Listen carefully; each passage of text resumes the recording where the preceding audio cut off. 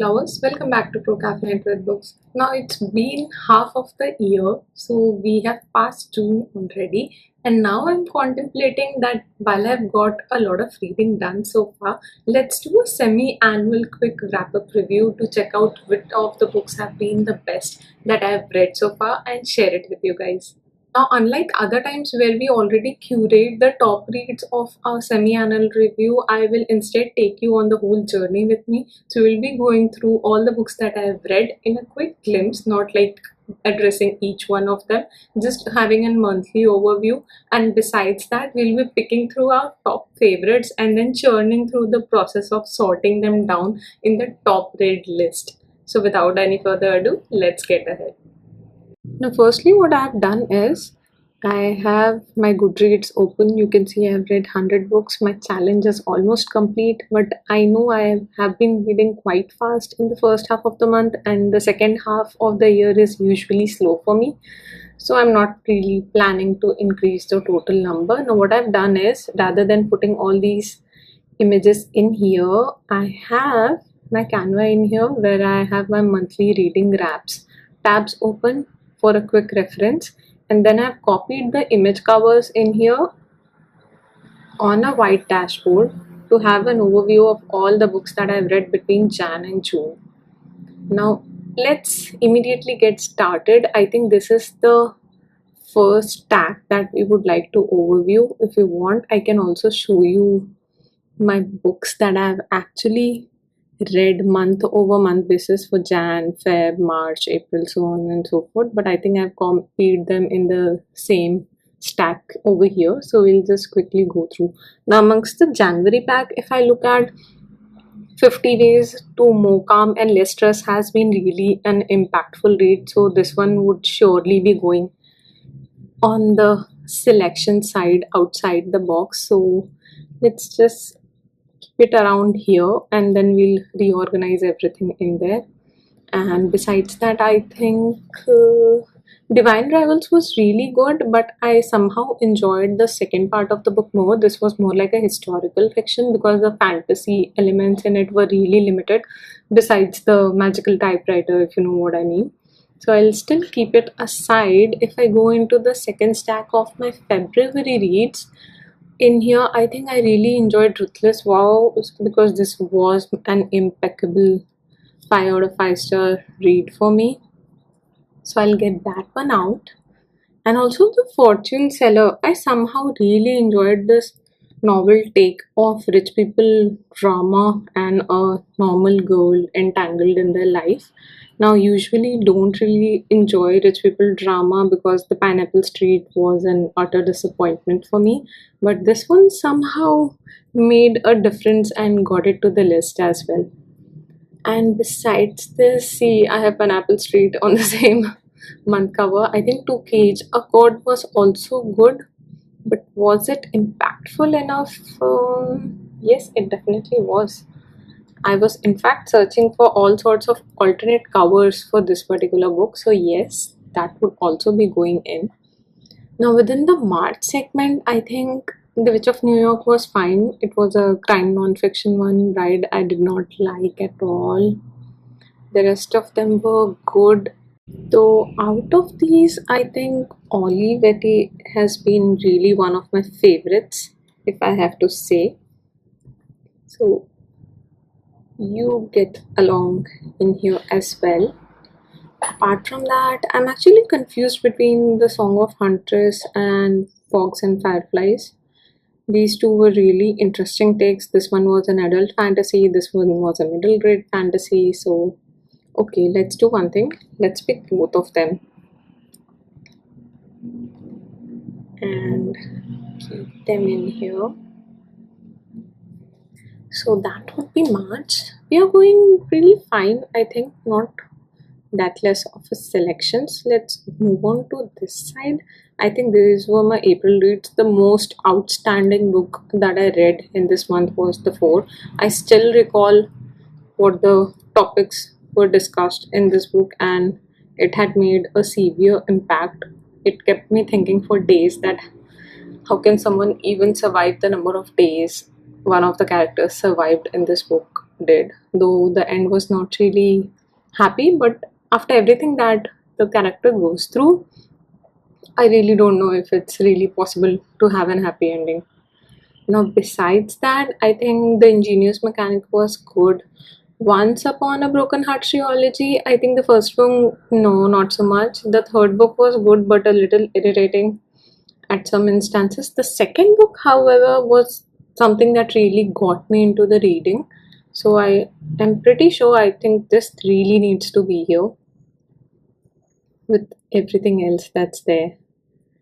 Any other books? I think The Nightingale's Castle was really good, and the female protagonist ruler sense was shown really well in here.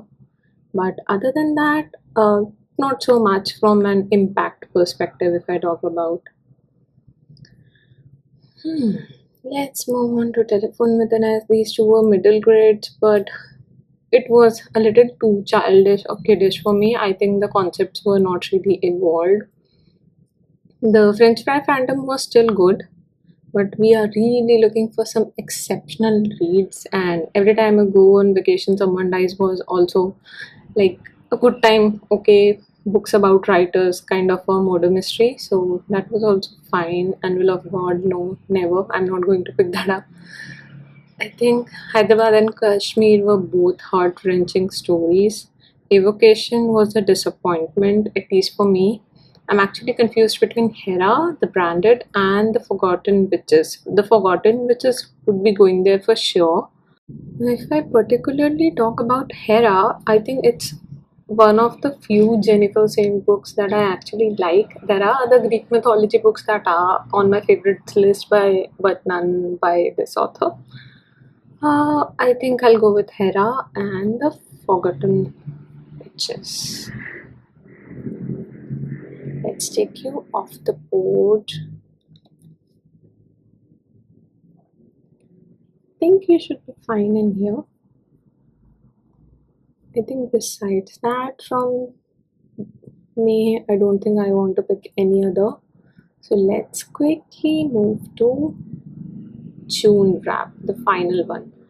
You might have already seen me going gaga about Conversations with Words. It's a very peculiar book, one of its kind. I've never read or even heard about any other book in this category, so this one is for sure going. Do What Godmother Says was really good. It was partially spooky, partially intriguing, and about an artist's life, so that's again something that checks all the boxes for me. The Belladonna, oh god, this one is a messed up one. Like, I really like it, but there are so many flaws that I cannot really pull it to the best read books list for sure. The Curse of Sins was good, but I don't think it was as good as the first book, The Curse of Saints. And plus, there's a little more smuttiness involved in book 2 compared to book 1, so that's making me a little turned off by it. Okay, let's simply select the two that really made an outstanding mark on us. And I think besides that, are there any other books that we really want to pick? Just a final overview. Like, the other books I liked, but not as much as, oh my god, I cannot skip this at any cost, sort of.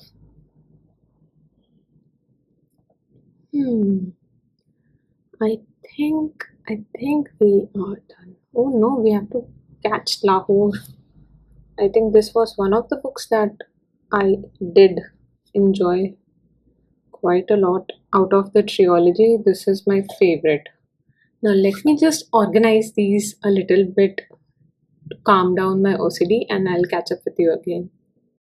Alright, so this is what we have in our top favorites. We have 14 books so far, and I have numbered a few frames outside. So we'll be eradicating one by one each book that we think is not as favorite as the rest of them within the box, and that way I think we'll be able to get our most favorite devoured read out of this. I prefer this method over comparing two titles with each other and then moving on to the next set of comparisons that are available, because sometimes the comparison is not really just. So this way, I think each of them would be compared to every other work, and that way we'll have some wholesome competition for the very least.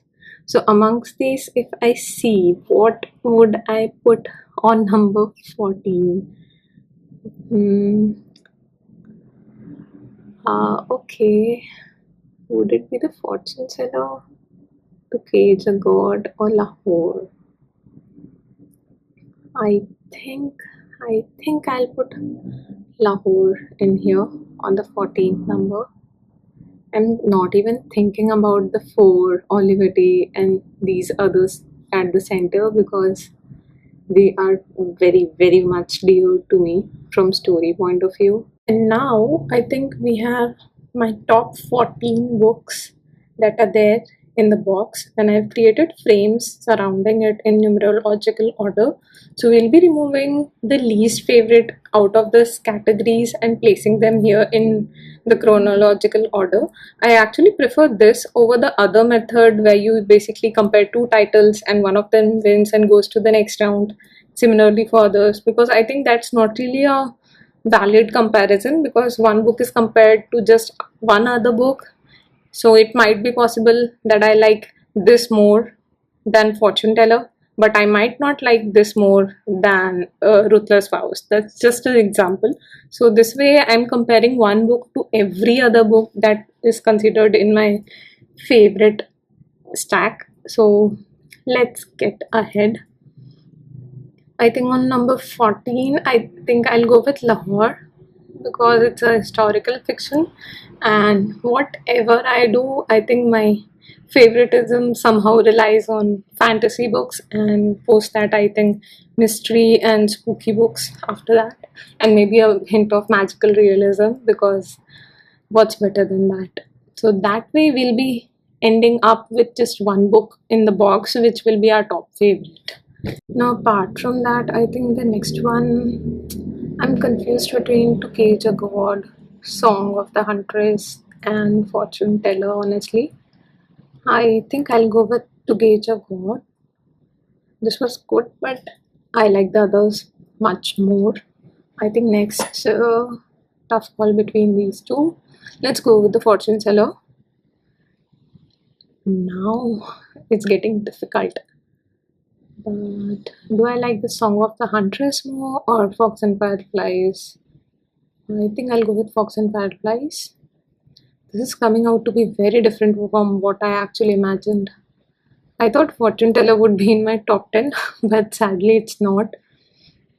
Nevertheless, I think Song of the Huntress would definitely be next. Amongst these, now I'm confused between Conversations with Birds and 50 Ways to More Calm and Less Stress. I think I'll go with 50 Ways to More Calm. For now, this is how I'm feeling. It is possible that these things might change at a later course. And okay, Conversations with Birds or Hera. I think Conversations with Birds. Now, Do What Godmother Says or The Ballad of Never After. I think Do What Godmother Says, because this book was literally responsible to make me read the whole trilogy, and this is what got me into the series as well. So this is definitely going to stay for now.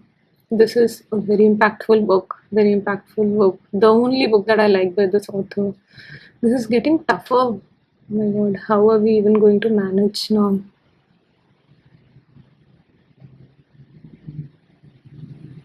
I think I'll go with The Forgotten Witches. This is what my top 5 is looking like, which is, oh my god. I think I'll go with Olivetti. No, okay, yes, I'll go with Olivetti and then Hera, because Hera is still like it slightly more than Olivetti. However, the beautiful typewriter, the ancient typewriter in Olivetti was the sweetest story that I've read. Now, okay, should I read this or this? I think you will be on number 3. Now, these two are the final books, and it's really a tough call now. Now, after a lot of contemplation, I'm still pretty confused about these two books. So, if I say it's a difficult choice, it really is. So, let's do a pros and cons evaluation just to make this easier. For the four, I think it was a very impressionable book. I kept thinking about this book long after I finished the story, and it had a huge impact on me. Plus, the academic setting was something that I absolutely enjoy reading. So, these are the three main things. In Ruthless Vows, I think it was also very impactful. There was a magical typewriter element, which I really loved. There was a warlike angle, which I wasn't the biggest fan of, but I really don't mind. But there was an angle of ancient gods for whom the humans are waging wars on each other, and that was a pretty interesting one. So we have 3:4. So without contemplating any further, I'll put the 4 on number 2, and with that, we have Ruthless Vows as a final winner. And that, my friends, was a wrap. I think we already have Ruthless Vows as a favorite book so far in the year, and you got to see all the 100 books that I basically read so far.